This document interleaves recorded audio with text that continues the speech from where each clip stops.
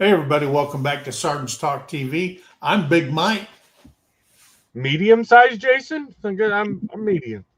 Well, normal. Average Yeah, size. average to normal. I don't want any.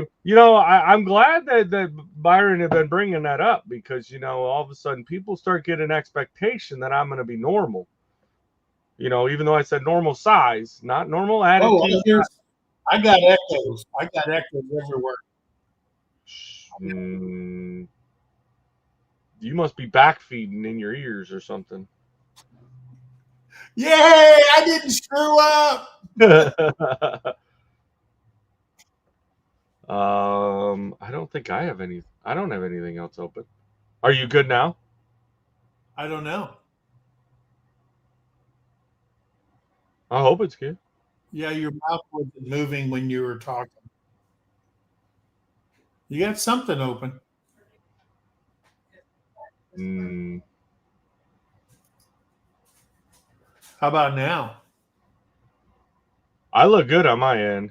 I got StreamYard open and that's it. Well, my Okay. email on the other screen. So, Huh. I don't know what that was. poltergeist.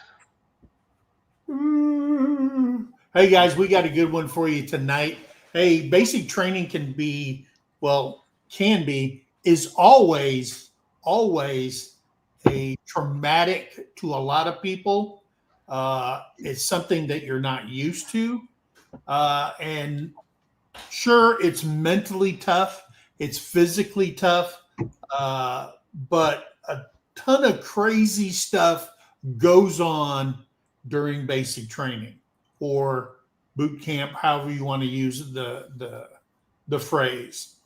And in this show, we're going to tell you some of the things that will prepare you mentally for boot camp, or even if you're not going to boot camp, some serious things that goes on while you're in boot camp. Okay. I did put, I think, 5 things on our thing to talk about. But if you have things that went on in boot camp or basic that you weren't prepared for, or things that happened that just blew your mind, please bring that up. We also put the link at the top, and you can come up here and join us on panel. Tell us your story of whatever happened to you in boot camp. So I'm glad you're here. The weather's changing, guys. Shoo. The weather is changing, and we just got dumped. I mean, we had a couple of days of some serious rain. I think that was like whatever came through Arizona just came across the entire United States. So get ready, guys. Winters are coming. Yeah. Yeah. So you guys had a pizza party. We did actually. Yeah, we were just talking because normally I try to get in about a half hour, 45 minutes, so we can talk and prep and get ready. And yeah, it was like 10 minutes to go, and I'm like, we got the wood fired pizza oven going, and it's nice. We were sitting here talking the other day, and Jake and Jenna, 2 of our 7 kids that live here on the Yeah. homestead with us, they're off for the week for their I like how you said that, our son and kid.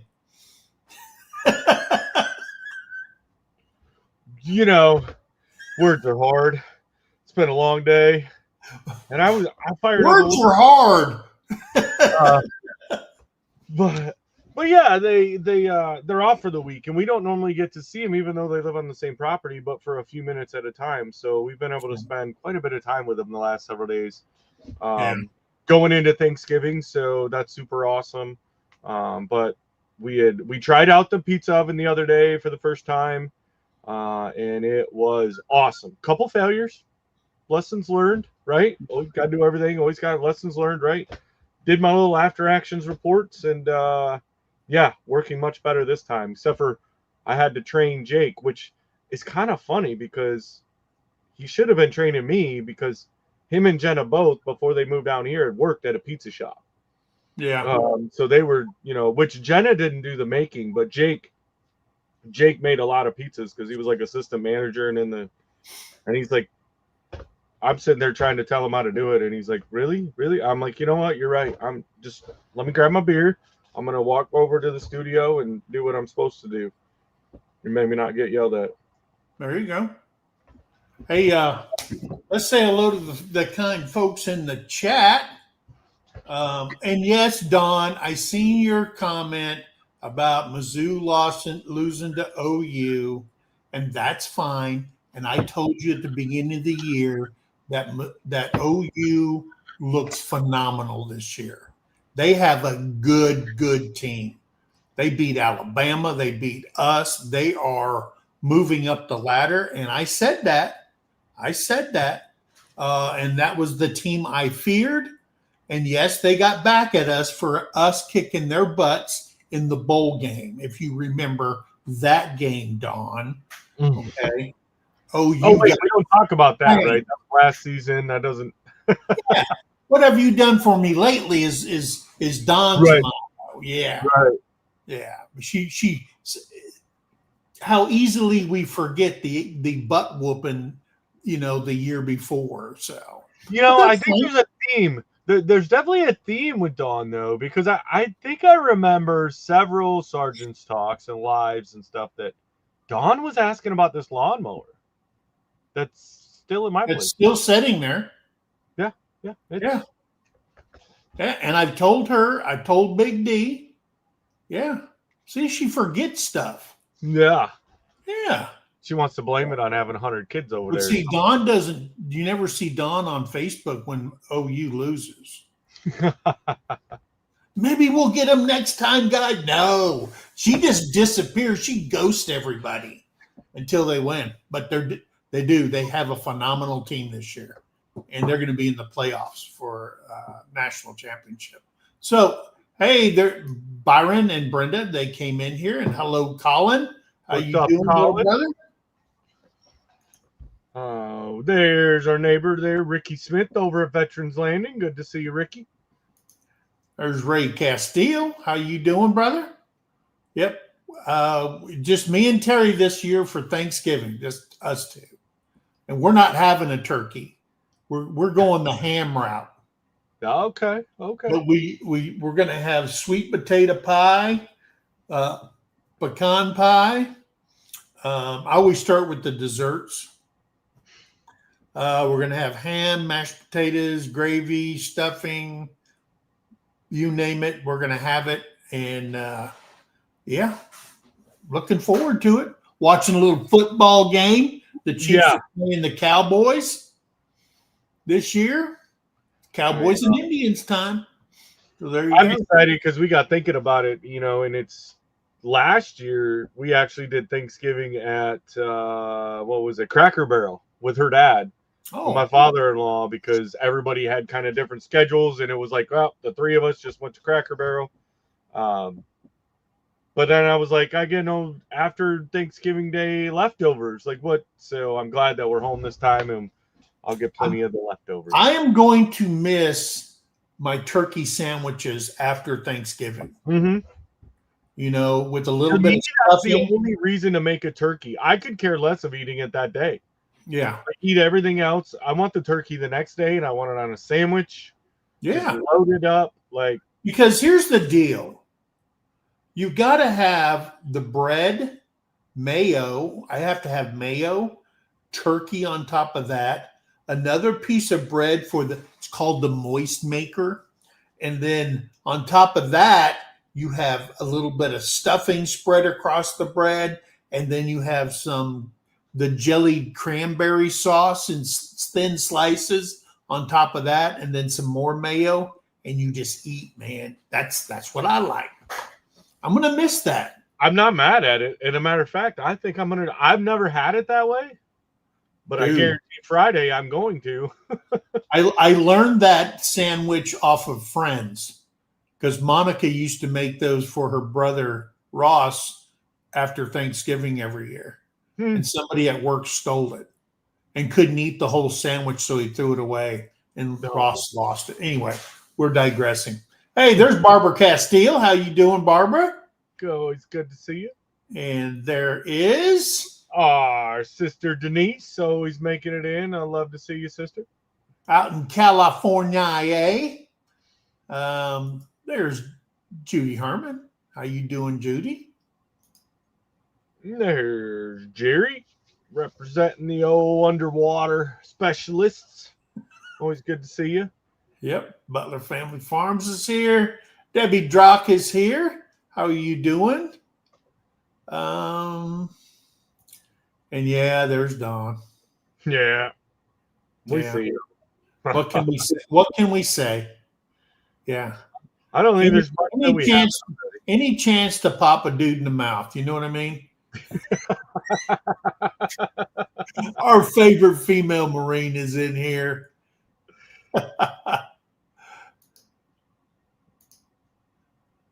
Oh, there's Helen and them over there at Shiloh Acres. Fellow Mr. Leonard Mountain Homestead. Sup, Chris? There's Ralph at Webb's Web. Always good to see Ralph in here. Yes, Don, I skipped over your comment. Angie. There she is. Angie. Are you nursing that husband of yours up? I hope so. You know what? She's a nurse at the VA. And then she's got to come home, and I'm sure Tony's worse than all of her patients. Oh, and I bet you dollars to donuts. She's telling him, I'm not feeling sorry for you. Get up off your butt, do some walking. You know what I'm saying? But she needs to. Okay? She needs to. And you know that Tony used to work in NASCAR. I think hey! Hi guys. So he's very versatile in changing tires since he just got a new knee. He got new wheels. Right. He's just ready to Is go. that enough or you want more? No, that's perfect. Okay. But I think he was into the motors and stuff like that, if I remember correctly. But yeah, if people didn't know that, he's an old NASCAR guy. Let's see. There's Eddie, old devil dog, hoorah, Semper Fi, brother. Devil dog. Hey, I watched a show on Netflix. It's called Boots. Yes. And it is a true story of a gay soldier. Well, he was bullied all through high school and everything, and he joined the Marines. And it tells about his journey through boot camp, his thought patterns that was going on, the things that were going on in boot camp. And you know what? I thought it was a pretty damn good thing. I mean, I could have done without the butts and the wieners in the shower room, but right. Just yeah, me. no, we watched it too. And for the same reason, right? I could have done without the whole point of the story was because he had went in. Of course, a lot of people had asked. I'd seen, comments in other places. And even Tara had looked at me and she says, wait a minute. And I said, well, you have to go back. This was 1970. Yeah. Well, it was early 80s. Well, they made it so it was like towards the 90s, but it actually, in the book, because he wrote a book about this and it's based on his book, they moved it up, but it was back then. This was before Don't Ask, Don't Tell. Right. Years and all and that. that was Tara's question when we were watching it, because you're trying to think, hey, it's modern time. And I'm like, yeah. And I said, no, back up. No. You have to remember, this was back before, like, Don't Ask, Don't Tell was in. Like, it was illegal back then. Witch hunting. Yeah.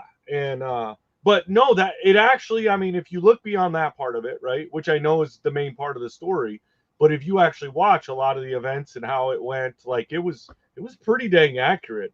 Yeah. At the end, I seen the credits of the military advisors, the sergeant majors, and the officers from the Marine Corps that advised them on the filming. So, yeah. Um, Plus, I'm not homophobic, so I don't really care. I just when I was in the gang showers, my eyes were straight ahead the whole time. Yeah, well, you didn't have much of a choice, But really. I was One used of to those. it playing sports in high school and all that stuff. Mhm. I was used to all that stuff. But whatever. It is what it is. Yeah. I remember getting drunk at Permanent Party. We lived in the barracks, and we played. It was called slide soccer in the showers. You turn the showers on. You take soap, like dishwashing soap, and you flood the place with dishwashing soap. You got your swimming trunks on, and we used to call it what was it? Something about smear the queer or something like that. I don't know. We were dumb, but we had this huge shower, and we used to play like you've seen water polo, how they play that, Oh, but yeah. we're doing it in soap, drunk. Yeah, we were bored. I do remember that. I took oh, I took the weekend off. Yeah, Yeah, I took the week off, so hop in the whip.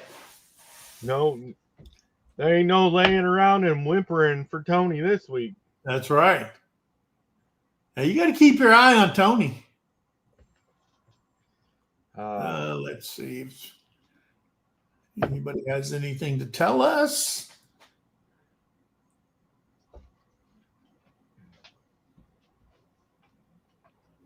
Yeah, yeah. And I'm going to tell you something. I didn't, other than basic training, uh,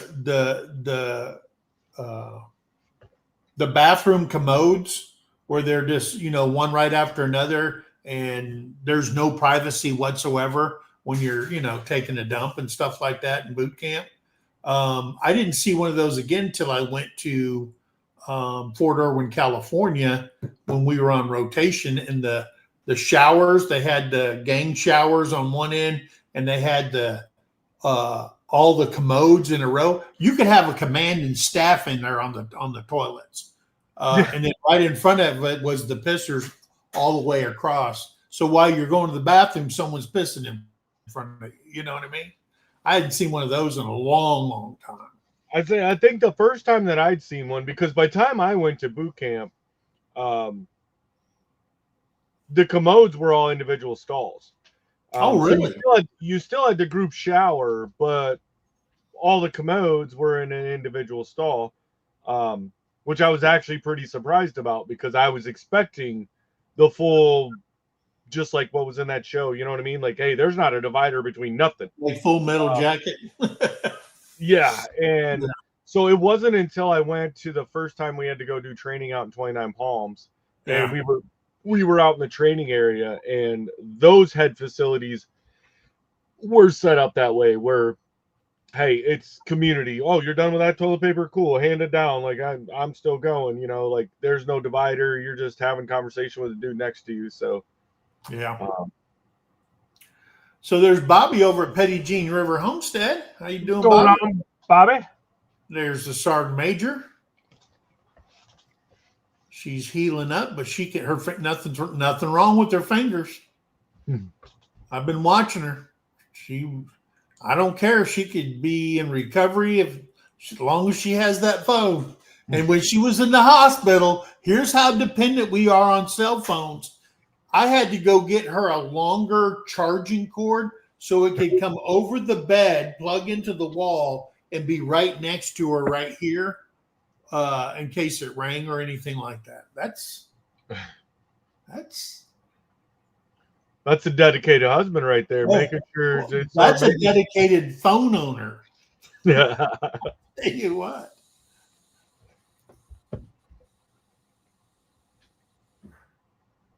I guess he's talking to somebody. You know, I wasn't on Paris Island. No, I But didn't the either. movie took place on Paris Island. Right. Yeah. Yeah, the movie had happened there. But no, Eddie, actually, I'm a Hollywood. I'm San Diego. I had the choice to go to Paris Island, but No I'd time been there for once. sergeant, the toilet salute. Right. Oh, Lord. Scrolling down through here, and I am on the bottom. Yes, sir. Bobby said he fished on Paris Island. Huh. There you go. I mean, it is an island, so I think that was about the only thing that was inaccurate of that show was where they talked about, hey, you know, like the guy disappeared. There ain't but one way in and out of that island. You're not getting off any other way. I guess unless you know somebody's got a boat that can go up in the swamp. It's the Alcatraz of the Marine Corps. Yeah. Oh man, these things are so good. What is it? That wood fire pizza. Oh. I started everything up. I had to come in here, so I didn't even get a plate. That's why my bride came in and dropped it off to me. And oh yeah. My wife made some kind of what did you make? Oh, she ain't in here now. She made something really good. I don't even know what the hell she called it, but it was good. All right.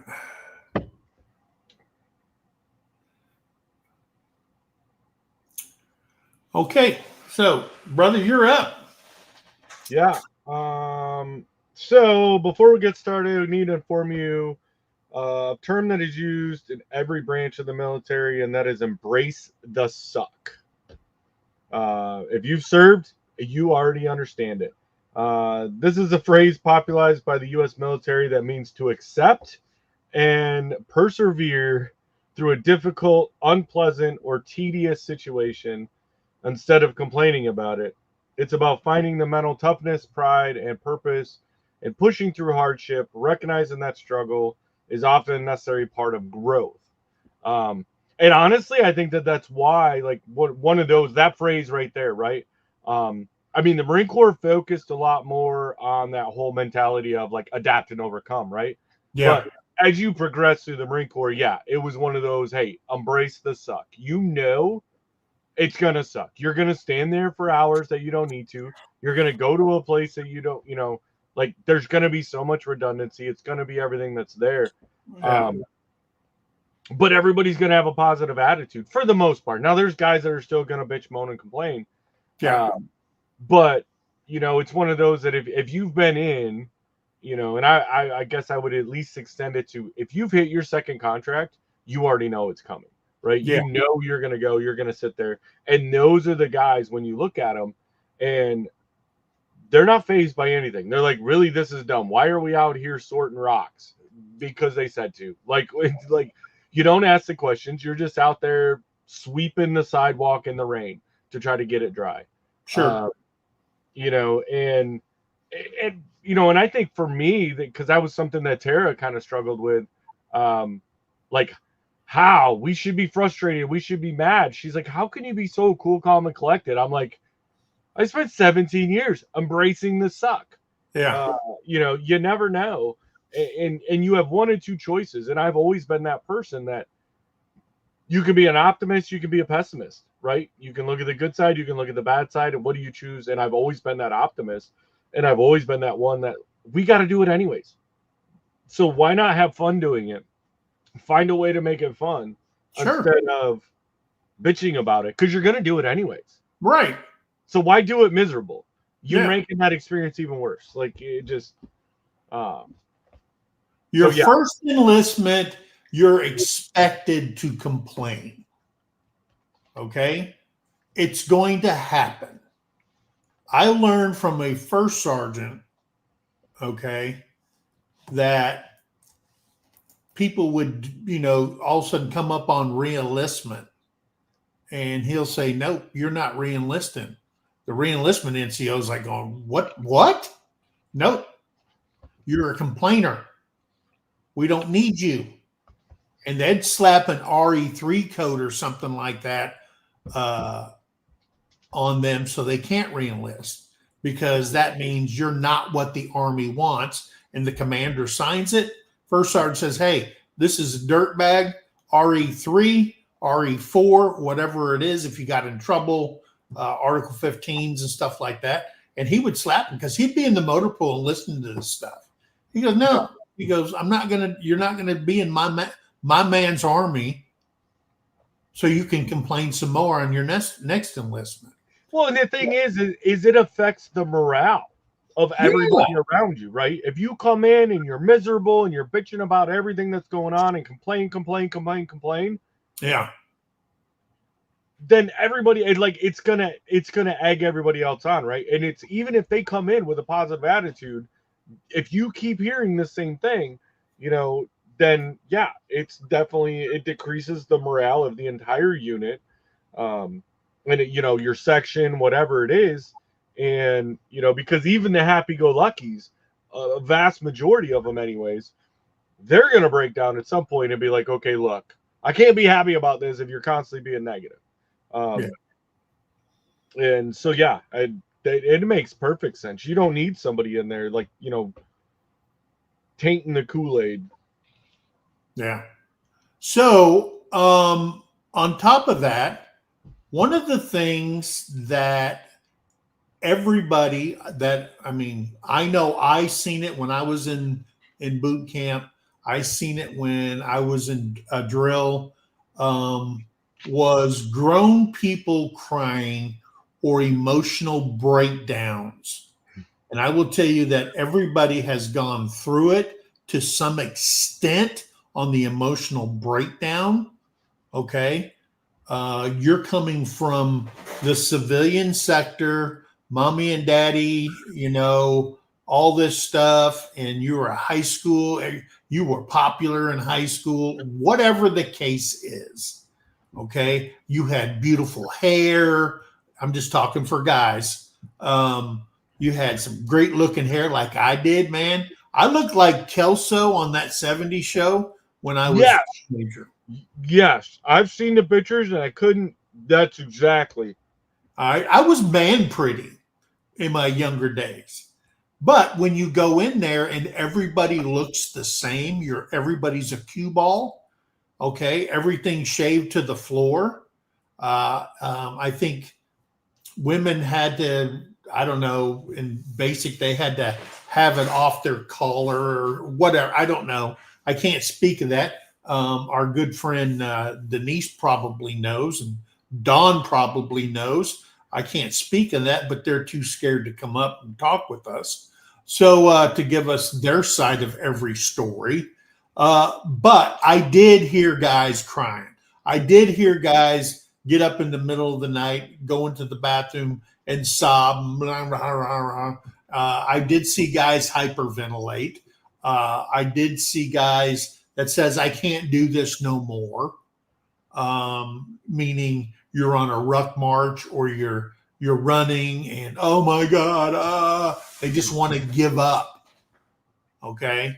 They just want to give up. Everybody knows the person that just wants to give up.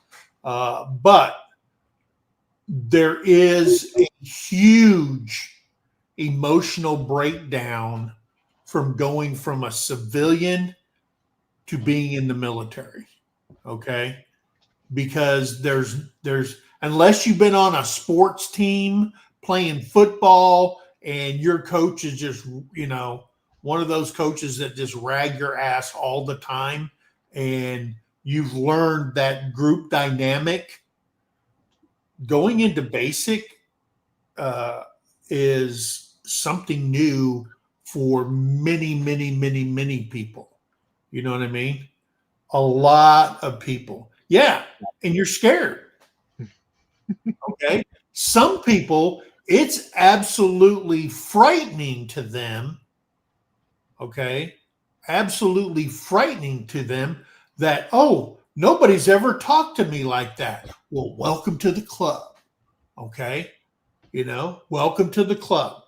And like Pete Hegg says, we're going back Yeah. turning boys into men and girls into women. Okay. And good. All right. Because if you get captured in combat, they're not going to talk nicely to you while they're pulling out your fingernails. You're all like, time out. I got my emotional support card. Like, yeah. they're You just can't throw that out to an Iraqi and say emotional support card or whoever we're going to, No, and like I remember laughing within like many nights in the first week.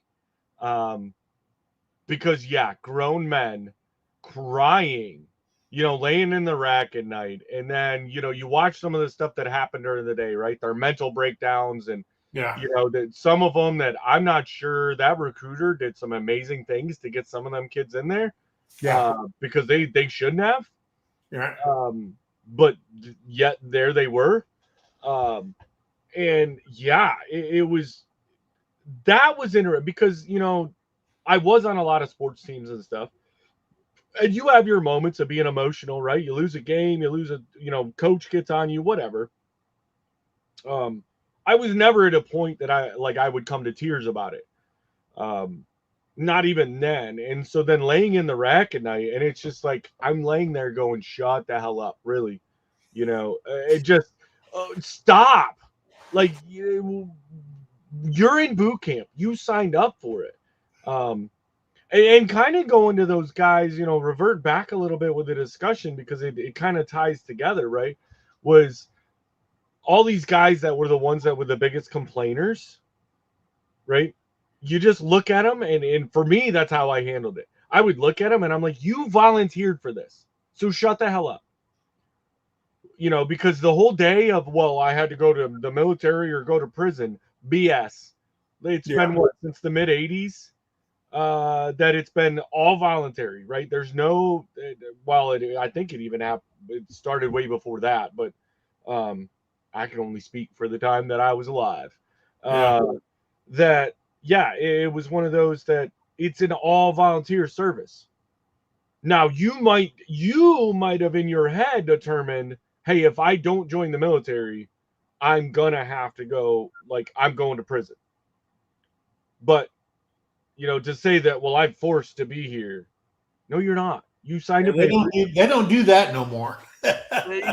And so, and those guys, the ones that were in that mentality that were like, whoa, did I make the wrong decision? And they were the ones just bawling their eyes out. And we're like, no, you didn't make the right decision. If you can't handle this, we don't want you out there. Like, you're not the guy that I want to trust later on. If you can't get through this little bit of thing, because I spent most of my time in boot camp laughing. Yeah. It was hilarious. And it just because you watch all these different people, like, I somewhat knew what to expect. Not 100%, right? But I did have the leg up that my uncle was in, and he told me what it was like when he was a drill instructor. And what it was like when he was in the Marine Corps for, 19 plus years. And so I was actually disappointed going in because it wasn't, by the time he got out and when I went in, game changer, right? Mothers of America came along, all this other stuff to soften it up. But then, you get these guys, well, I miss my family. Shut up. Like, be an adult, like, grow up. It's time to, but it's those guys that, they've never, when you start to talk to them, they've never had to face adversity in their life. Nobody's ever told them no, right? They've never had to fail at anything because they'll quit, right? And to them, quitting is not a failure. So they're like, well, I don't lose. Well, did you, not lose a game? Well, no, I quit before that game. And, well, then you lost. You lost before the game even ended because now you're telling me you're a quitter. Like, I really don't want you around now. We had a guy that ran away. Oh, really? He forgot that there was a big 8-foot fence and barbed wire around the cantonment area. Okay. And you had to go through a gate where there were MPs at the gates back in the 70s. Okay. And he got caught. I mean, he got caught. But I just remember listening to that ass chewing. What are you, 5? You're running away. I can't take this no more. I mean, just breaking down. And it was somebody that I wasn't even on my radar as being the weakest link in our platoon. You know what I mean? Yeah. But he was, and that's why you can't watch any show with me, and Terry can swear to this, like Big Brother, like Survivor, or these reality shows like Alone, and they're missing their families, and I go, you big wuss. Yeah. You know, you don't know what it's like. And then they get selected, like in Alone, they get selected out of thousands and thousands of people, and then they quit. I'm like day 3. They're supposed to be day out 3 and they're done. between 50 and 70 days on their own, and they're, day 3, I quit. I'm done. I miss my family too much. What? Why are you applying for it? That's what these people remind me of when I was in basic, or the people I'm watching on TV. They remind me of those guys that just gave up. This is, I'm maxed out. Man, dude, you don't know what maxed out is, because my drill sergeant got in my face one time and was yelling at me, and I started laughing. Dude, I was in the pit. Dude, I was on KP when we're supposed to have downtime. I was scrubbing trash cans out behind the mess hall. And if you've ever been behind a mess hall, that's some nasty stuff back there. That is gross. You know? And because I ran into my drill sergeant probably 8 years after I graduated from basic, and he asked me, he goes, why did you always laugh? I said, dude, because my grandmother was meaner than you. And every time you yelled at me, I could see her face, and I just laughed. Yeah. Well, and I think that's, you know, the whole thing is, you know, That's a good boot camp is picture. mental, right? Unless you go in not physically fit and ready, which that's a failure of your recruiter. And yourself, right? If you know you're going to join and you're not prepping to do that, then you're failing yourself. But then a recruiter should have been vetting that and making sure you could even handle it, right? Yeah. But honestly, physically, it wasn't bad. It was that mental game. And I think the only thing that got me was the monotony of it. Right. It might be a different class, but the training schedule is a training schedule. And you're doing the exact same thing every single day at the exact same time. Like, nothing changes. Like, you're not, like, for us, you know, we weren't allowed to wear watches or anything like that. Like, I think there was a clock in the squad bay. That was the only way we would ever know that, hey, this is what the time is. And I remember, we got slayed because there was a couple of us that went up and asked the drill instructors. We're like, hey, we know, like, we'd figured the training schedule out already. We knew. We sat there talking about it on our off time, and we're like, dude, we're doing the same thing at the same time every single day, right? We have chow, we have PT, or, you know, PT, then we have chow, then we have showers, and we have, like, it was the same thing. It was just maybe a different subject of the class. Yeah. You know? And then, you're going to go drill. You're going to do this. Like, it was so repetitive. And we picked up on it. So we tried to jump the gun. We thought that we were being hard charging, right? But then he got pissed off because, can I do my job? Let me do my job. Like, we got thrashed, right? Yeah. Because we knew. We're like, hey, we have rest time right after chow. Now we're going to start cleaning. Hey, can we get a jump start on cleaning? What do you mean? We're not cleaning afterwards. But drill sergeant, you know, sir, every day. And he's like, Oh, so you got my job? Well, you just do what? And oh yeah, we Yeah. got crashed. So we never did it after that, but it was one of those that, I think that was the mental breakdown for a lot of them. But I think if you look back at the ones that really struggled mentally, were the ones that had never faced adversity in their life. Yeah. Mom, dad, grandpa, grandma, like their whole family, everybody around them, just they coddled them the whole time.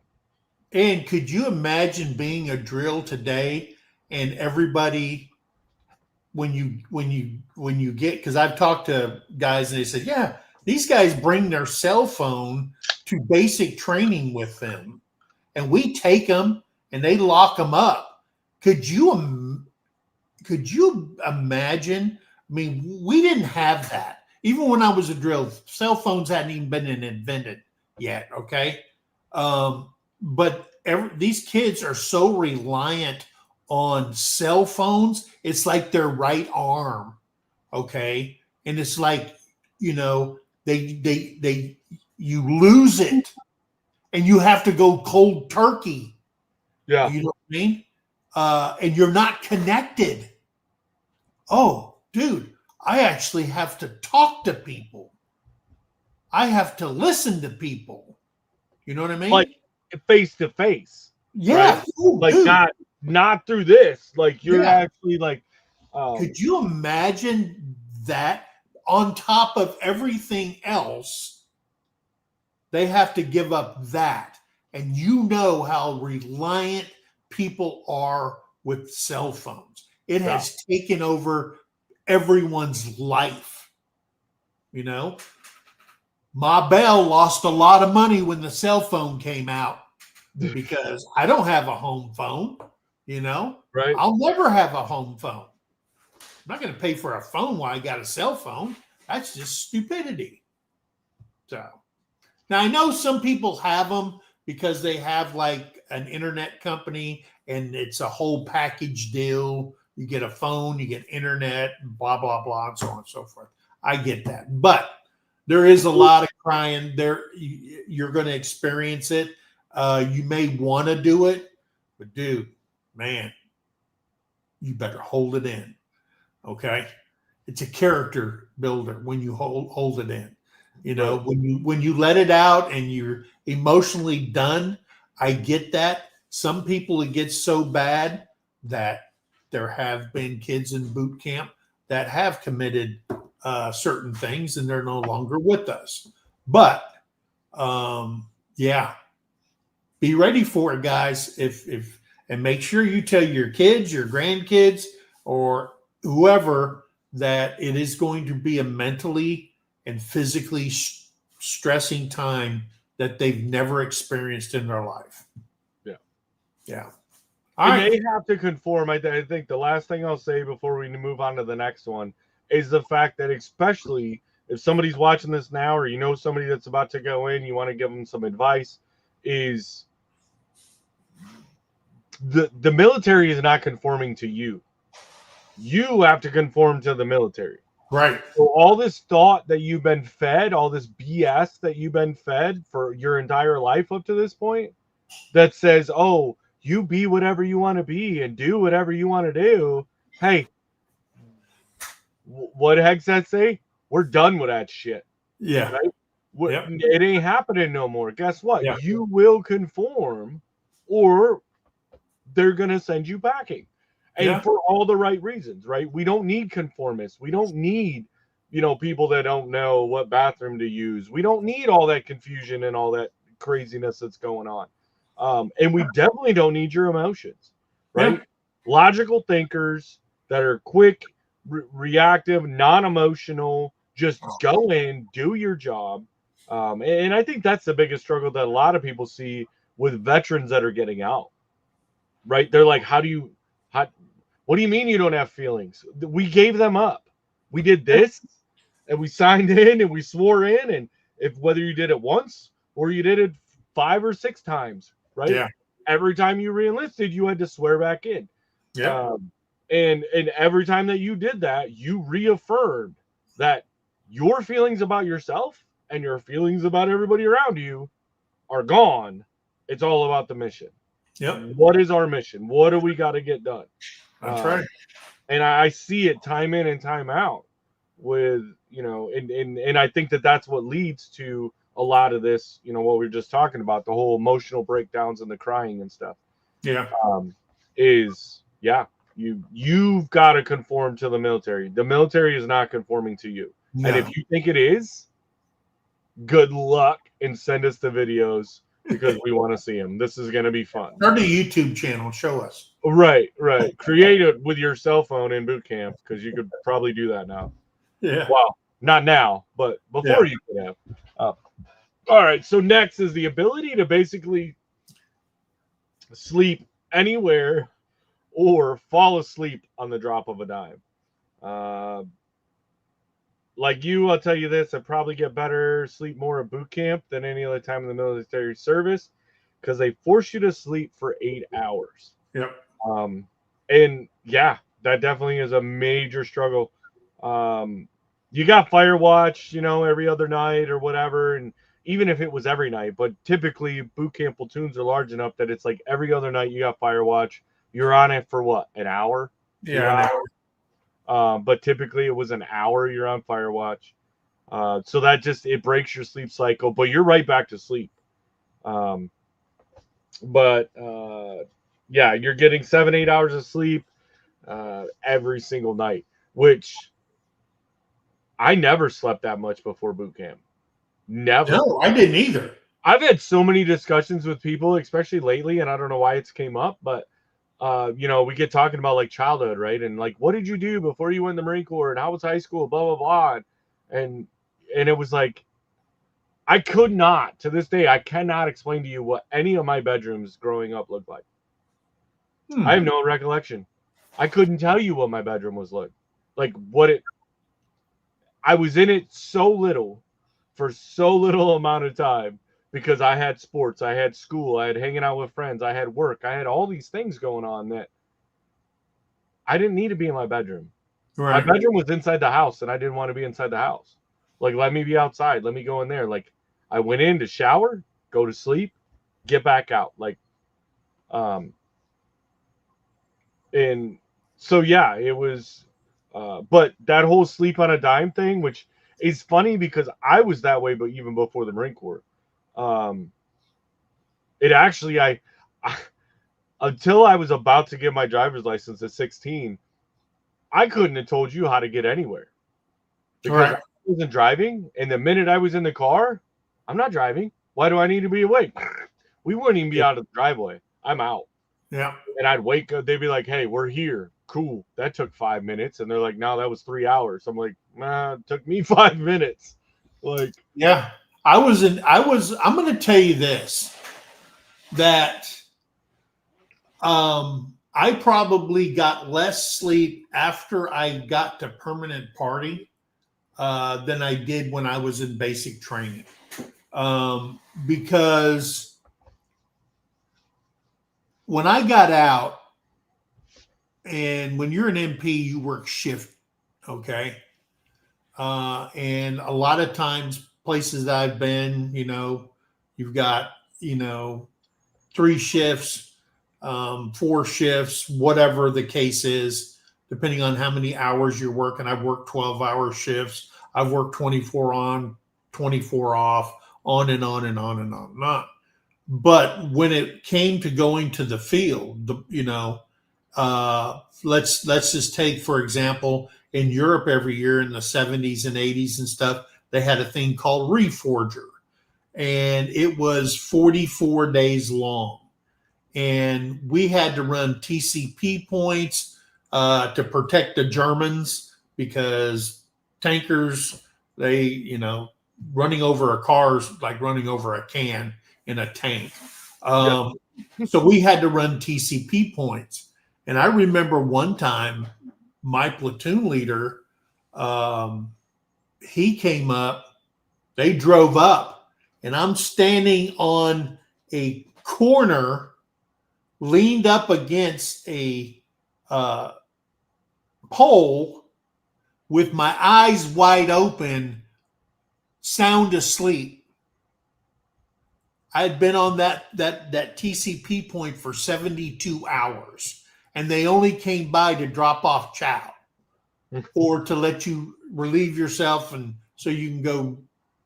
I don't know how many times I peed right on the corner. I didn't care. It was grass, so who cares? Turn away from the traffic, wait for no traffic. But going number 2, you just didn't have enough time to do number 2, right? But they came by and they said, you were sound asleep with your eyes open, standing up. And I said, man, if it wasn't for that post behind me, I'd been flat on my ass. I said, really? And they go, yeah. Because when he grabbed a hold of me, and I was just like, whoa, when you come out of a dead sleep, because I'd been sitting there. I didn't have nothing to sit on except for my rucksack, And there's other times. I mean, you can go to badge hunting schools and stuff like that, like airborne and all that stuff. Didn't get a whole lot of sleep. The Rangers who go to Ranger school, 72 days, you are a zombie when you come out of there. Okay. 72 days, 72 meals, probably 4 hours of sleep because you're studying and planning for the next mission and stuff like that. But in basic training, guys, I didn't learn to sleep in tight quarters, in a track, in a Humvee, and all that until I was at permanent party or I was on deployment or whatever it was. But I will tell you that in basic training, that you're doing physical exercise, whether you're marching somewhere, whether you're on a firing range, whether you're doing obstacle course, you're doing PT, you're burning calories all the time. Okay? So when they say rest, okay, because we're waiting on transportation, whatever the case is, you learn, close your eyes and fall asleep. And I can do it still today. On a drop of a dime, I can fall asleep anywhere, anytime, any place. About my only restriction that I have now is my CPAP.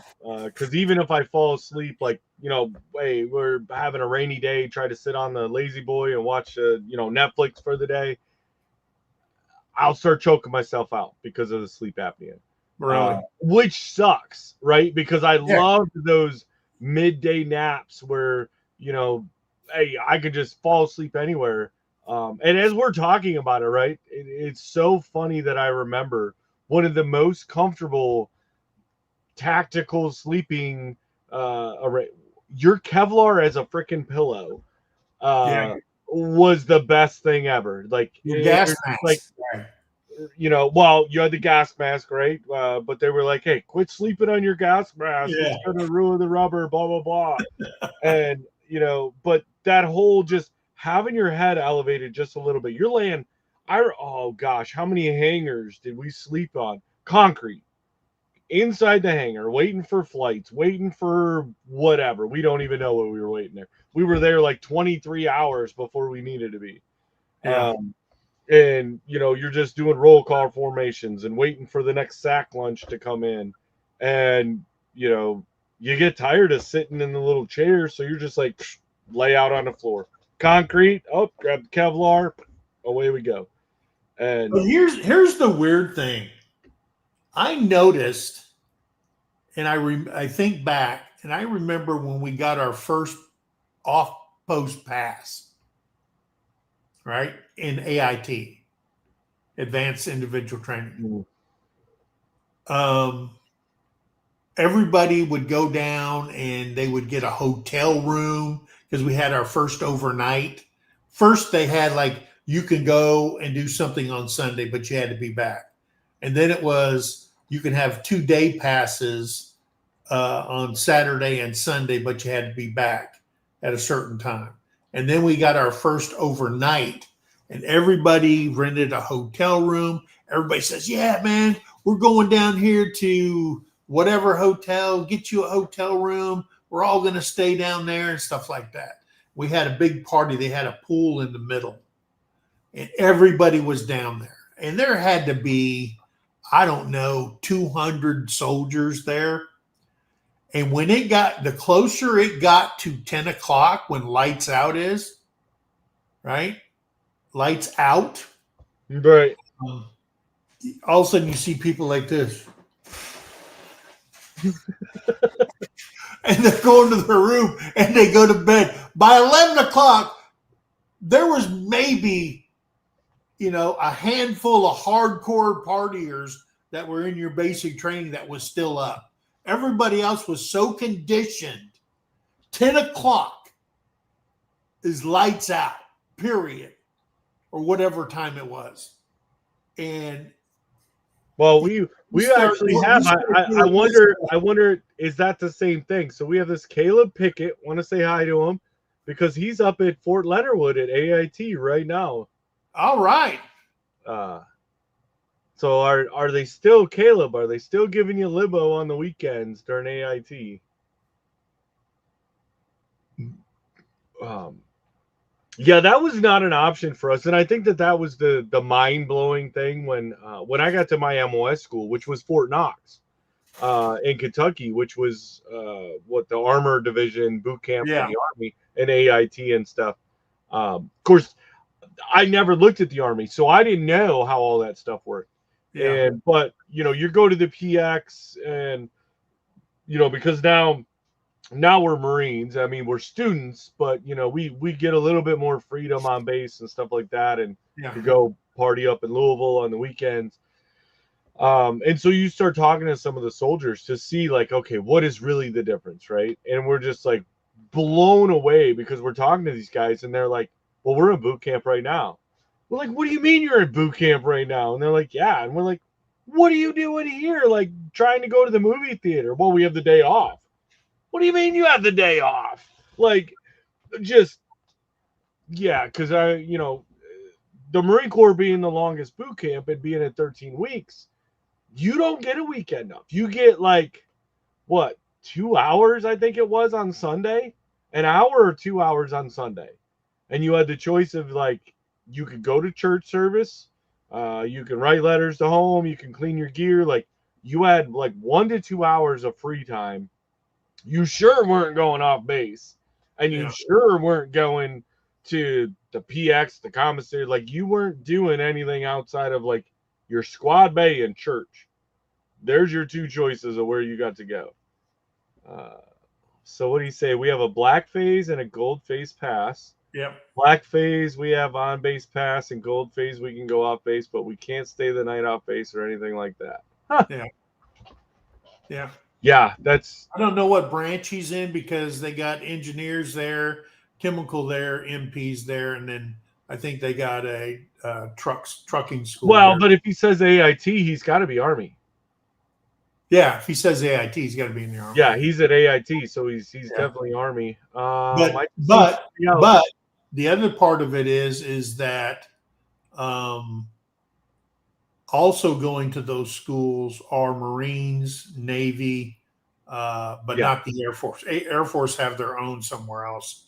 But those two are Marine Corps and the Navy are going to MP school there, going to chemical school there, so on and so forth. But I was at Fort Leonard Wood. I was the NCOIC of the Chemical Defense Training Facility. And then as a civilian, I was there, and I was the outdoor rec director on Fort Leonard Wood for 5 years. Actually, maybe longer than that. No, 5 years. I was the outdoor rec director at Fort Leonard Wood. So I understood the phases and stuff like that because I had paintball courses, skeet shooting, all that stuff down there, canoeing and all that kind of stuff. And there was a lot of times I had to deal with drills when their soldiers got hurt and blah, blah, blah, so on and so forth. So say hi to 1775 Marine Corps there. Says, I love the cat naps. What Caleb say? Engineer 12 Tango. Okay. What's up, guys? There you go. What's going on there, Philip? What's up? Hey, this is for all the Marines out there. There you go, CB hat. There you go. Jason. Yeah. Love it. Love it. My boot camp was totally different.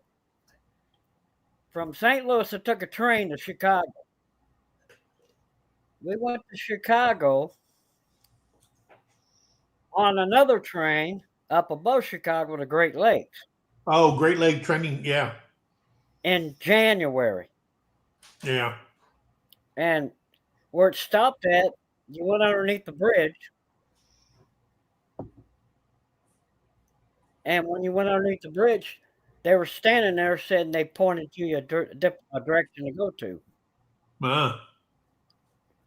And so when we went to this building,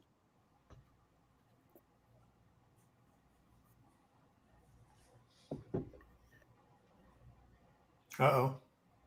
You're freezing. yeah, I know, it's kind of weird. Yeah. I'm like Watch it through the StreamYard, Philip. Don't watch the YouTube link. I'm through StreamYard. Okay. No, you're coming through. So you had two different directions to go. So well, once we got to that building, we were there. We got there at midnight.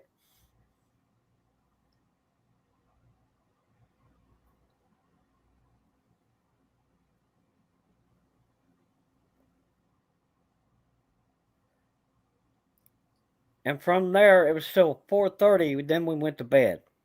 Yeah. And then it woke us. They woke us up at 4:30, which was crazy.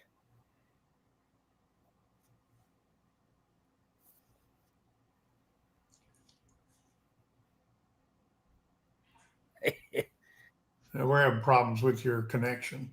Yeah. Yeah, well, that connect's kind of weird. It shouldn't be. It should be all right. Let's try that. Yeah, it's always interesting to hear about the different branches of where they go, and I mean, I thought it was bad because at least like our boot camp was in warm climates, right? With San Diego or Parris Island, you weren't worried about snow, you weren't worried about rain. Rain was your biggest fear. But then I love to go into Fort Knox. Mike looks like he's frozen because we left after right after Thanksgiving. And a lot of the guys that had never been through a winter, they all grew up and were raised in the southern climates. So to see them come off, I remember two guys that I flew from MCT to Louisville at Fort Knox, and they were wearing shorts and a t-shirt, and they're like, "Dude, why do you have a jacket and jeans on?" I was like, "It's November. We're going to Kentucky," and they're like, "I can't be that bad." And them two. They just kind of hugged coming off the airplane and just like you watched them move and they're like, "It's cold. What is this?" And that whole culture shock of different weather. Yeah. So let's get on to number 3.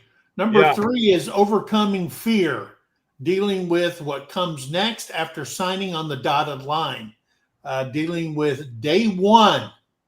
Which is pickup day, dealing with the yelling, having your feelings crushed, overcoming the fear of heights, first time firing a weapon. Some people, that is traumatic. Fear of failure, trusting someone with your life. For some, this is very traumatic, physically as well as mentally. Okay. And all of that is true, okay, depending on who you are, okay? Like we said before in another video or live that we did on PTSD, PTSD is based on what you and your brain perceives as traumatic, okay? Because some people can see the same thing or go through the same thing and they don't have PTSD. And I will tell you, and I tell this to anybody who asks me, If somebody asked me, they said, "Hey, Big Mike, I'm I'm graduating high school and I'm going into the military." I tell them, I just want you to know one thing right up front, that right now you are perfectly normal. Mhm. Okay. The day you step off that bus, you stop being normal. There's nothing normal about you whatsoever the rest of your life. Okay. Because you're going to be going There we through go. things. You might be afeared of heights. You might be afeared of loud noises. You may break down and cry like a baby when someone yells at you. You might be so crushed to find out that you're not the superstar your parents told you were. Okay. And you learn that in one long, drawn out, with no periods or commas, There we go. statement from your drill sergeant. Okay. You may be, don't think they don't bully and haze in basic training. It happens. But guess what? Nobody talks about it because you'll be next on the freaking list. It's like raising chickens. When you're in basic, there's kind of like everybody jockeys. There's these guys, I'm tough, I'm from freaking New York. And then you got some country guy down here that'll plow his clock when nobody's looking. And you That's just, right. oh man, I'm not the big badass that I thought I was. Oh, just because I'm from, NYC, and all of a sudden there's always someone tougher than you.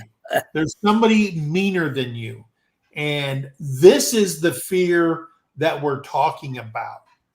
Dealing with reality that you're not the best. Okay. Even though you've been told. Okay. All right. Well, That I you're was, going someplace. I didn't go in boot camp until I was almost 25. Yeah. And that is the fear that we're talking about. I knew. I've been around. My dad was in the Navy, had uncles and cousins in the services. So I had an idea that, guess what? Your life is going to change. You listen to what they say and do what they say. Simple as that.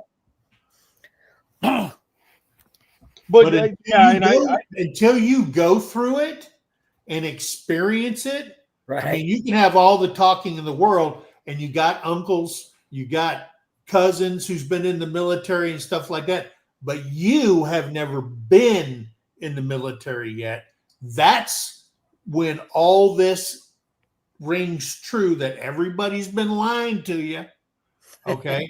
Because what happens in boot camp, when you get in there, you can't do a damn thing right.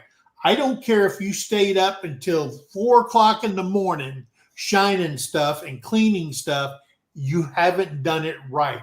It gets ripped apart, you get put in your place, and then magically down the line, dude, we didn't put that much effort in it, and all of a sudden we're getting kudos from the drill sergeants. Yep.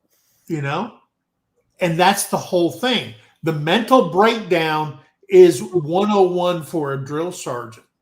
Mm-hmm. Your job is to break them down to help hopefully forget their past. Okay. You nasty private, you break them down, and then you build them up slowly into a cohesive team. Yeah, it's the mentality. When you're getting broke down, that isn't when you make buddies for life. Trust me. Everybody's at their throat in the barracks. Okay. Mm-hmm. When you start making brothers and sisters for life, is that build-up phase.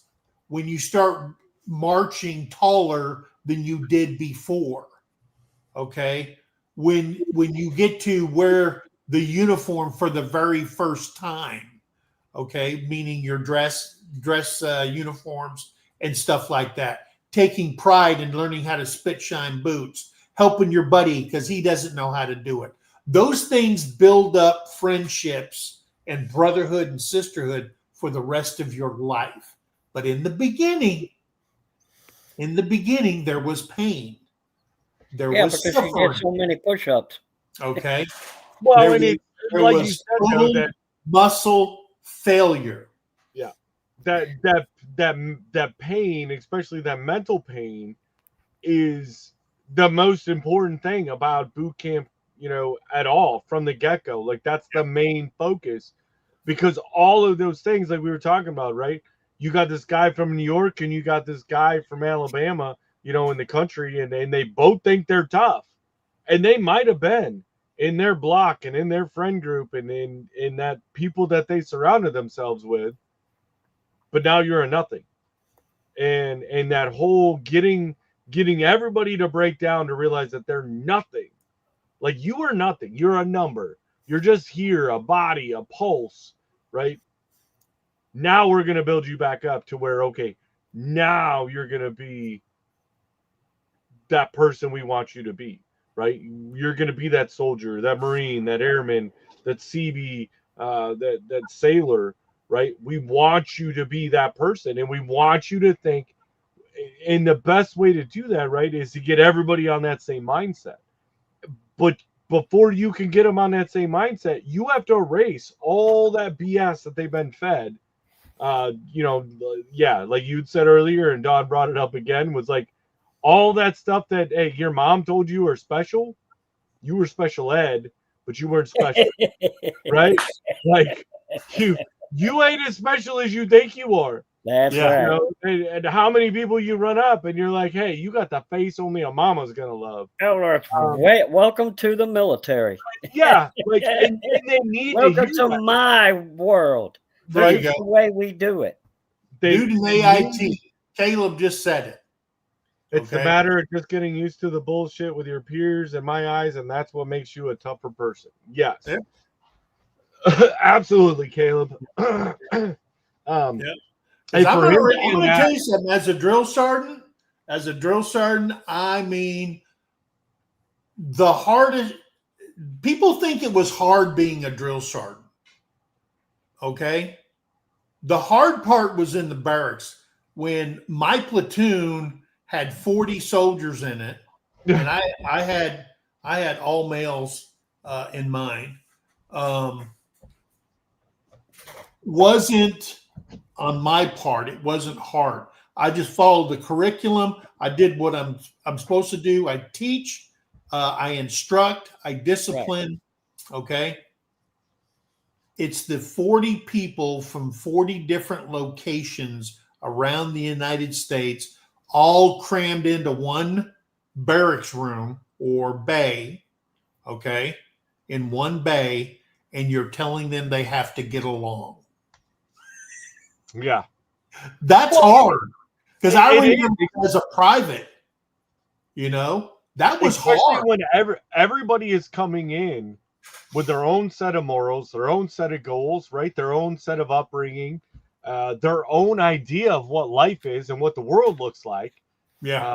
And actually, it was funny because I was just talking about this not too long ago. Was until I joined the Marine Corps, like I thought, that. I mean, I traveled all over the U.S. as a kid. That was my family's thing. Is we would take summer vacations and we traveled all over the U.S. Met all kinds of different people, and we really, and I went in thinking, hey, I'm an open-minded person. I've experienced a little bit of culture everywhere else. No, you haven't. Yeah. No, you haven't. Not till you get there, and the whole idea is to bring all these cultures in. And then you become one, right? You're one culture, you're one mentality. For all intents and purposes, you're one gender, right? Yeah. Because it doesn't matter. Like we're one person. Yeah. Right. We're one branch. We're one, service member. That's all that really matters. None of us, it's ingrained in us. And those that take effect to it, right? Their life is better for it. Is to realize that we don't see all this other BS that today's society wants to throw at us. Like I see a brother and a sister, right? I see a Marine, a sailor, a soldier. I see that before I see anything else. Yeah. And so when you start bringing all those in, but that adds to that mental, because when you've grown up, like your typical 18-year-old, you've spent 18 years thinking life is this, right? And your little hometown is so small, it barely makes a dot on the map. Or even a large city. You only lived within 3 blocks of that large city. Yeah. Right? So now you're going in and you're experiencing things from all over. Sometimes even international, right? If they came over and they were able to get a visa and they're gonna, Well, I think no, that was in my advanced course. I had foreign national students in my advanced courses when I was I think when I was in E7, we had foreign nationalists come over and attend our advanced course. So, yeah. Oh, yeah. Oh, heartbreak and misery at Fort Knox. I am very unfortunately. Yeah, everybody had that hill you had to run at Fort McClellan. It was Cardiac Hill. And it seemed like that damn thing never freaking in. And it hurt worse coming back down. Yeah. The shin splints that you got afterwards. Well, that's what they did to us. So Fort Knox, being in Kentucky, right? You're running mountains. There's no flat ground. Yeah. And but they would slow the formation down going downhill. Like where you want to stretch it out and just launch it, they would half step. And yeah, you talk about shin splints and it was miserable. The best job you could have had running those was being a road guard. That's crazy. Yeah, that would be hard. Homestead. Never. Oh, yeah. Got to be hard. Yeah. Maybe that's why a Mennonite and decided to go to the military. Yeah. Wow. So I'm going to bring up the next one because we're running through, which this one isn't a new one to me. I did this even before the Marine Corps, was the name game. You're going to go from Mike or Michael or Jason to your last name. You only know your last name. This will be your name and only your name for the rest of your military career. I still, I don't have them like, there's still a lot of people that call me by my last name, but mostly it's I think the one big transition is you get known in the military by your last name until your second contract. And then when you hit your second contract, now your rank is involved. Yeah. So, it's one of those that most people would know me as, hey, it's White. Hey, there he is. But I did that in high school because everywhere I went, every school I went to, every class I was in, like there was another Jason. There was always another Jason. And there was sometimes multiples of us. Be a Michael. Yeah, right. And so, but like, like we were saying, even in high school sports, right? What do they put on the back of your jersey when you play football? It's your last name. If you're in baseball, guess what? It's your last name. So you go by that last name. And I will say that was the biggest, hardest transition for me getting out, was remembering I even had a first name. Yeah. Because, once you hit that point, especially once I got promoted to staff sergeant, well, now I'm not just White. Hey, White, come do this, blah, blah. It was a staff sergeant White. Come, like I basically was convinced for over half of my career, because that's how long I spent as a staff sergeant, that I didn't really have a legal first name. It was Staff Sergeant White. Right. Like I'm gonna go change my driver's license. Like this is how. Yeah. And it's funny because like I remember the first time I got a bank account with USAA. Yeah. Right. The big military bank, right? And they always refer to you. Even after you've retired, they always refer to you as your rank. Hey, Staff Sergeant White, how you? And I'm like, wait, I retired 10 years ago. What do you mean? Like, yeah. But that's always how they refer to you. And yeah, you become known. And I don't know how many times people would run into me and they're like, Jason, Jason, Jason, hey, finally it was either dickhead or white.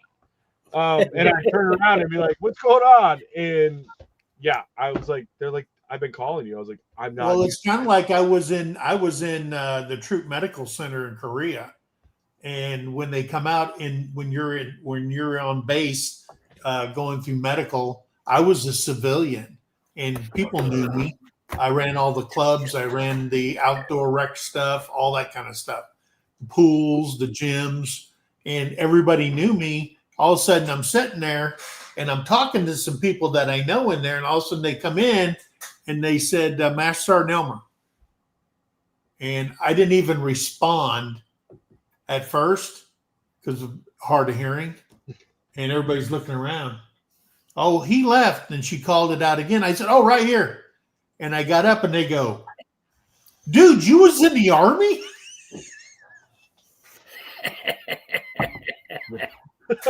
I said, yeah. He goes, wow. He goes, you must have been a great guy in the Army. I said, no, I am nothing now what I was in the military. Okay. Because after I pulled my head out of my 6 point of contact, and I heard that popping sound. Because back in the 70s and early 80s, yeah, you could still have a career after two Article 15s. You know what I mean? I got them, and I'm proof. But or wake up a couple countries. What is an Article 15 supposed to be? Article 15, what is that? That last name thing was if I heard somebody when I was drilled, when I heard somebody say, hey, Jason, man, when I heard that, I was like, who the hell said that? Boom. And straight knee deep, front leaning dive position, move. And I was on them because we drilled it in. You use their last name. This is not personal. This is business. And that's why everybody's called by their last name. It is business. This is not like, hey, standing around the water cooler at work. Hey, Sally, did you see the last episode? Oh no, Bill, how did you? No, that don't go on. Yeah. Okay. That's why your paper starts with your last name. The strict discipline has to be there, and that's why they do it. Well, I want to say real quick, because I got some more to add to that, but it's 1775 Marine Corps, Hoorah, Semper Fi, and thank you for becoming a member. We say hooah. You guys say hoorah. I'm not going to say why you guys say it your way. Hooah. Not on this channel. You know why we say that? Because when they call your name, you go, who, me? Surprise, Marine. That is going to be, I'll go with that one because it's acceptable for our audience here. I know Colin wants to come and watch this later on, so I'm not going to give him the real reason. Okay. But, yeah, and that was really funny to me was the name game was officers, right? Officers were notorious of referring to each other. Now, they tried to do it within like confined quarters, right? If they're in the office, they wouldn't do it in front of the troops, that kind of stuff. But it was all first name basis. And then I noticed gonna go in February. Oh, nice. Awesome, Tito. But I noticed it once I became a staff sergeant was it started happening within the senior staff NCO ranks and even with the officers as they started kind of go first name basis. And it felt so weird to me that most of the time I couldn't do it. I was like, look, I'm not if we're off duty and we're doing something, fine, I'm going to refer to you. But if I'm wearing the uniform, I don't know what my name is, and I'm not calling you by your first name. Oh, look at that. Chris being a member 4 months. That's right. And it's not the Army that mumbles, it's the Marine Corps. and I will tell you a story that I was working AWOL apprehension, and All right, John. I had to go to a place called Cherry Point. Oh, I've heard of Cherry Point. Yeah. And I had to go there, and this guy was dating, or I don't know what was going on, but he got caught on base, and they had revoked his ID card because he was AWOL, and they had caught him. The Marines had taken him into custody. And when I got there, I was told to go to this one building, and I went in there, and they cleaned out this big broom closet, put a bunk in there, and that's where they kept him. Oh my God. And I went there, and I told them who I was and everything. I'm here to pick up this guy, and I said, he looked at me, he goes, well, what do you need from us? I said, just a table and some chairs. And that gunny sergeant turned around and said, all of a sudden these freaking privates come running with a chair and a table. I said, dude, was that even freaking English? Like, what, you all speak a different lingo in the Marine Corps? I said, I didn't understand a damn word you just said. He goes, that's what I told him to do. I said, holy shit. They understood. So, don't talk about the Army mumbling, okay? Because, I mean, all you got to do is listen to the cadence, okay? And we enunciate in the Army. We have to. It's expected of us, okay? Well, the crayons gum up our tongue is slowed down. Gum up the hearing and stuff. We know what we're saying. Oh, man. That's funny. Oh, he's from NYC. Nice. Hoorah, Devil Dog. At least he's okay, smart. Let's get this last one done. City. All right. Finally, a total attitude change from when you came into the military until graduation day. You will have this weird feeling inside of you. You're going to say, whoa, what is this warm, fuzzy feeling I'm feeling? Remember that? A warm and fuzzy? Right. What is this feeling I'm feeling inside, and that you never had before in your life?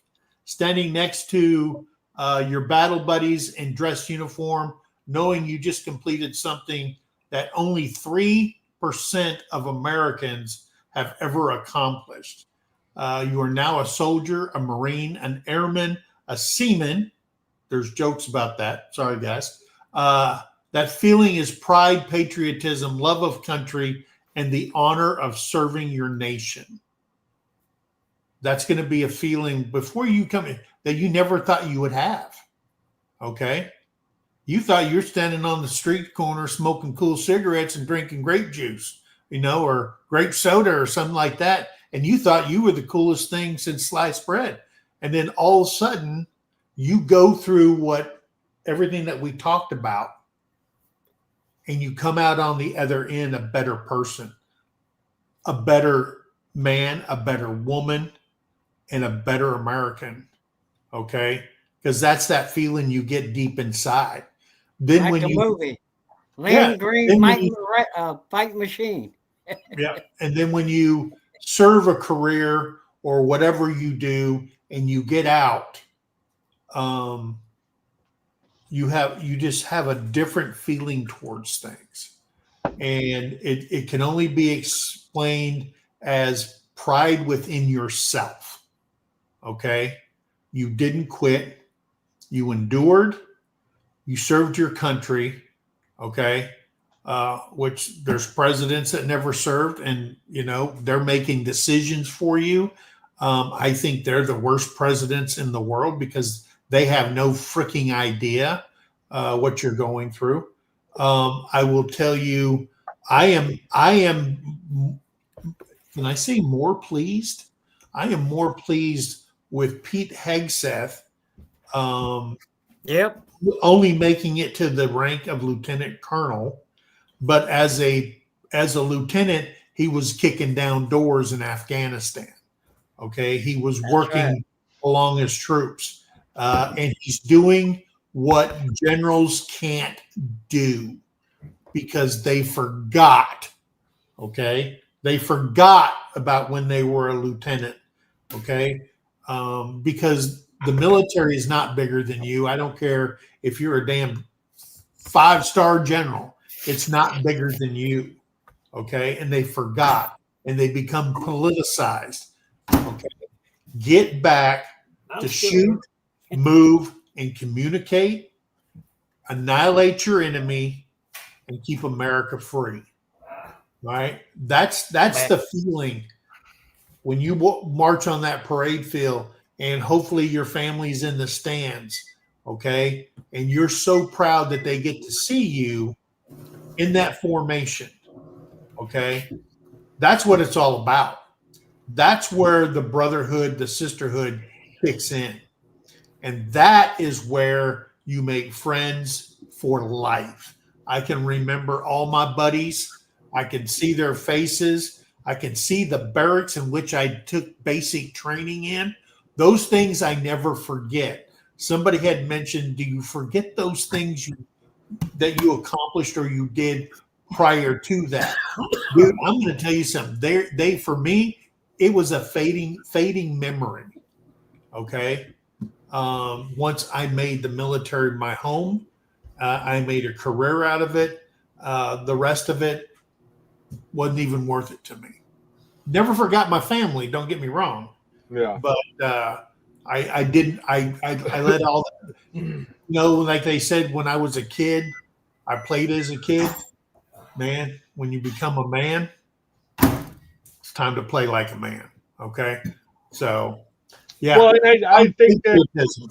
yeah, and I think that Eddie had said it, and we said it in this was that pride that you carry with yourself, that you've done something that only 3% of Americans ever do, and that was you joined.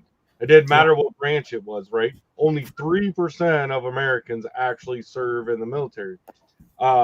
So that in itself, no matter what branch, and no matter how much we give crap to all the other branches, outside of the one that we served in, Yeah. we're all still part of that 3%, right? Yep. And that's just mind blowing if you really think about it. Yeah. And I think referencing to, where you talk about, I've been on this kick lately. I don't know what it is. I've never thought about listening to podcasts before. And we found a couple podcasts that we started listening to as we're doing things and we're driving, we're doing things. And we just found another one the other night. And this guy is, he was a Navy SEAL, and then he worked for the CIA, and now he's doing a podcast thing. And they talk about remembering back to the simpler times, right? So now he's successful in life. He's doing all these things. Created this major platform of a podcast, and a lot of people look at him, and he's like, "Hey, what is your opinion?" Blah blah blah. And he's like, "I just want to go sit in the woods and do nothing." But now I have all these obligations to all these different people.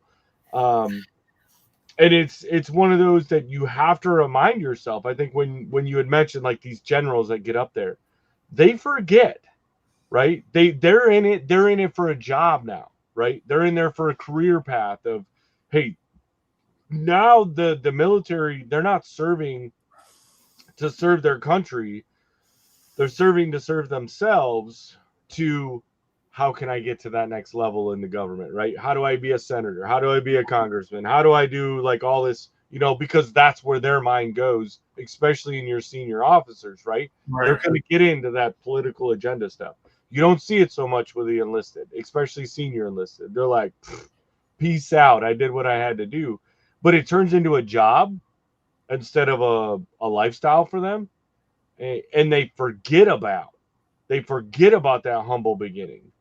Of when you started as a private, when you started as, a second lieutenant, all those commissions, and promotions. And if you can humble yourself enough to go back and remember, that was one of the things that I would love to believe.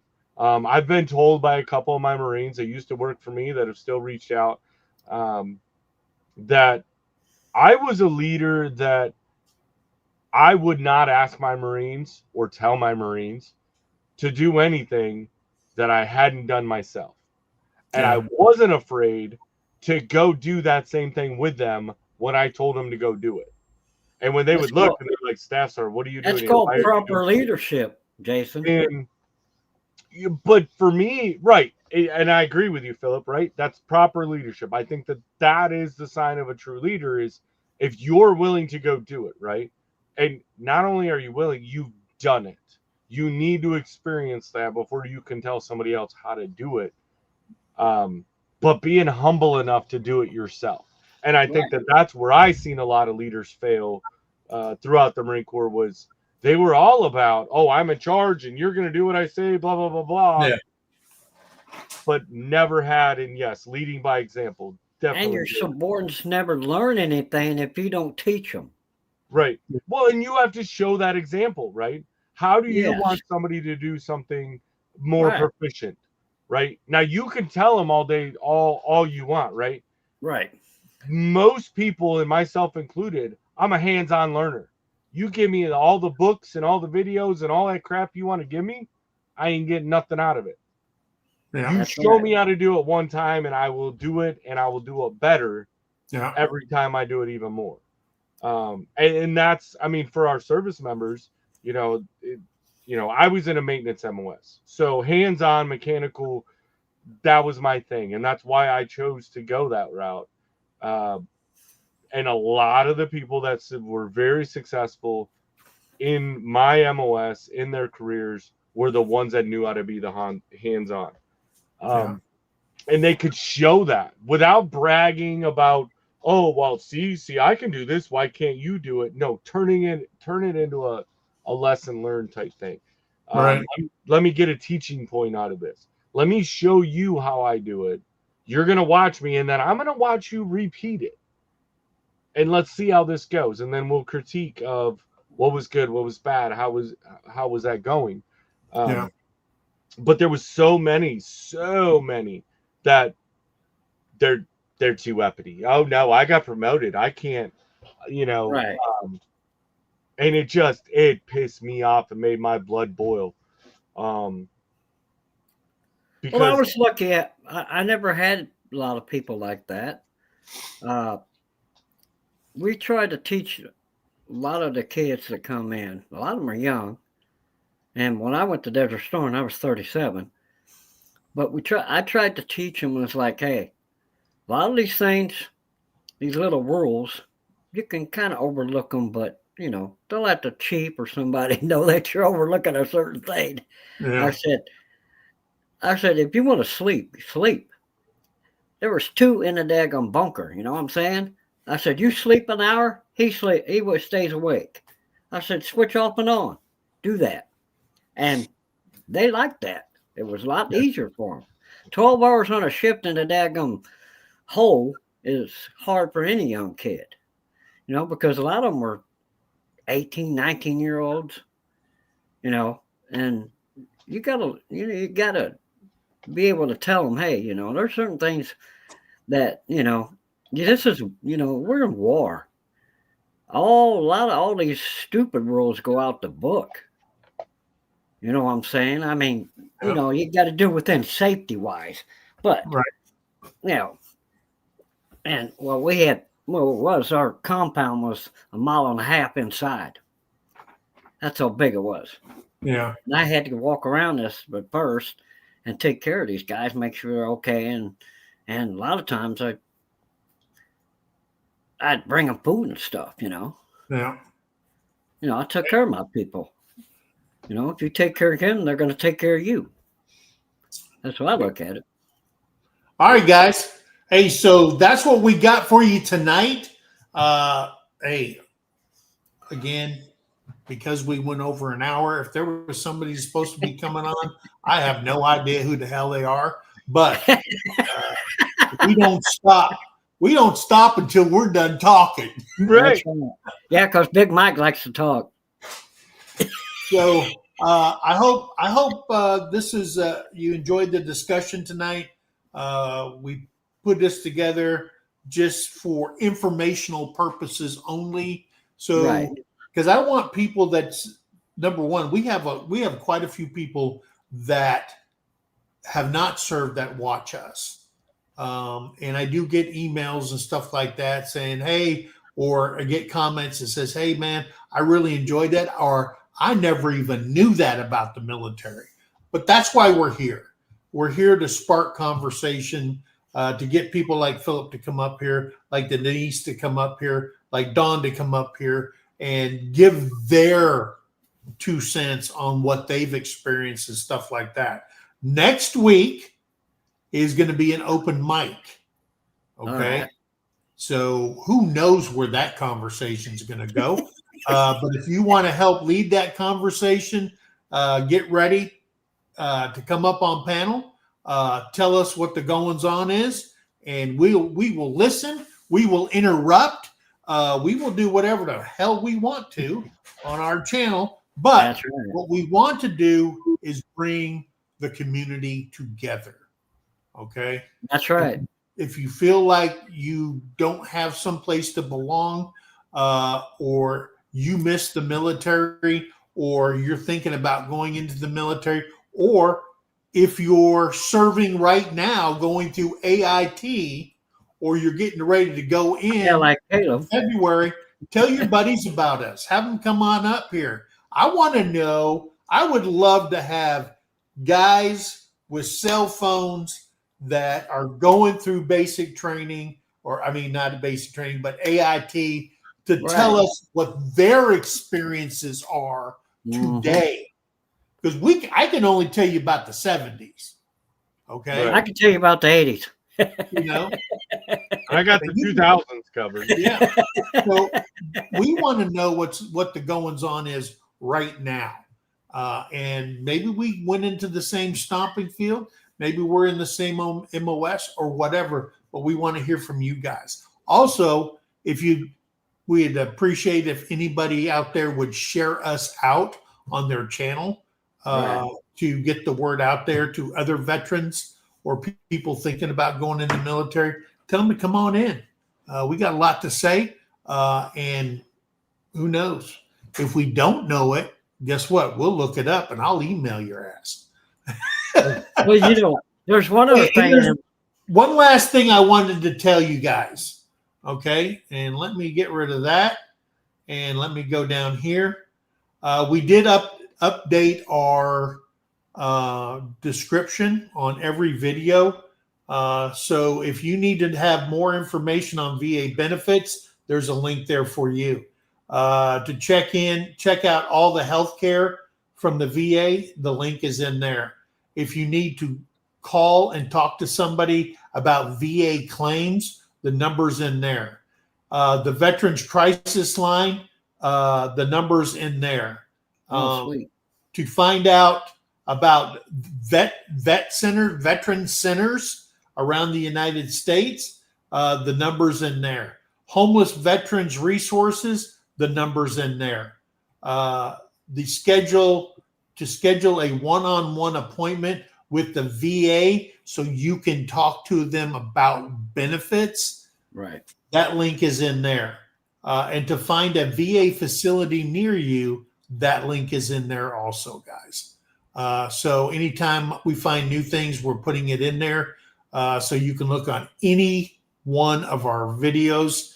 I just updated that today. So from here on out, it'll always be there. Did we get?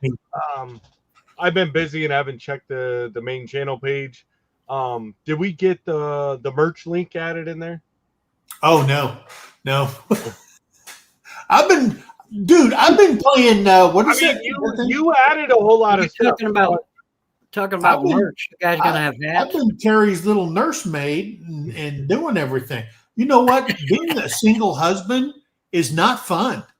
Okay, I need my partner up and going because I went to Walmart the other day and went shopping, and I wanted to stick a pencil in somebody's eye. Yeah, they were making me very angry, and my PTSD kicked in. Yeah, don't Okay. go shopping on Black Friday. And all you lazy shoppers out there that call Walmart or get online and have them shop for you and deliver it, y'all got some serious problems. You need to get out the house. You need to experience that whole thing. But Do look who you it do is. that? Hey, girl. We actually just started having that done, the Walmart delivery. Yeah. Dude, I went in there. Those people with the little carts, they're young lady, pissing how me you doing? off. They are Well, pissing me hey, off. brother, you've been in our Walmart, and yeah, It's Walmart crowded. delivery's a thing. Like, it's chaos. But no, Well, you should go there once a month just to confirm the fact that you hate other people. I did. Yeah. I went yesterday, as a matter of fact, and I went by myself, and I came home and I looked at my wife and I said, "You better put that stuff on delivery next time. I'm not going in there. Like, it's not happening. We'll go without." That's why I drink a lot of says, "Hey, coffee. Tara." So I don't choke somebody to death. Yeah. But no, absolutely. The all those links, guys, and we try to put everything out there so that everybody has it, and that's a big thing. When you're talking to other people and they're asking questions about things, send them over. Even if they don't want to watch the video, at least click on the link, look in the description. They can get some information to start them. I mean, we would love for them to watch the live, maybe learn something, come in and interact with us. That's a big thing for us. We say it week in and week out, and we'll keep saying it, guys. This is Big Mike and I's therapy. That's why we started this channel. We get the benefit of giving some more information and learning new things and getting it out to you all, and learning things from you guys. But this keeps us from having to go lay on some random stranger's freaking couch somewhere and tell them about all of our feelings. Yeah. Right. That we don't want to talk about. So we appreciate every single one of you that come in, click on this, share it out, and are talking about it. And as this grows, we want to see, we appreciate, Philip coming up tonight. And I've got to break bread with Philip, right? We had lunch. He's been here to the homestead. Awesome times, right? Denise being able to come up. Just anybody, I know Jerry's talking about, hey, he doesn't want to come up. He somehow gets sick. He gets some virus, right? I think it's the website he's clicking on when he's not on the live. That's only when we talk about military health care. Yeah. Dude, I had an awesome time at your place. Oh, I appreciate it. No, that was awesome. I love you guys, man. It was fantastic. And it was cool. And I know that, Tara's my hoodie twin. Yeah, because they're outside at the outdoor kitchen, and it's cold. I mean, I got a heater going on out there, but it's cold out there. So, hey, and another thing, if you just need to talk to somebody, both Jason and I have our email in the description also. You can email us and we can set something up. If you just need to sit and talk to another vet, we're here for that. We will take the time to talk to you. And whether it's about VA stuff that you just don't want to bring up in the chat, whether, whatever the case is, we will be more than happy to spend some time. I mean, I have talked to many, many, many vets since I have been on YouTube, and some of them I had to help talk off the wall. But that's why we're here. Yeah. I love veterans. I will bust through the crowd to get to shake the hand of somebody wearing, and it's mainly the Navy guys I see at the Walmart. I will bust through some people to go over there and shake your hand. So anyway, guys, we're glad you came in. Remember, be kind to one another, help somebody in need, and always, always thank a vet. Guys, we love you. God bless you. We'll see you on the next one. Bye, everybody. Have a happy Thanksgiving, everybody. Yes, happy Thanksgiving. Almost forgot about that. Probably because we're not having nobody over. All right, guys. Have a great one.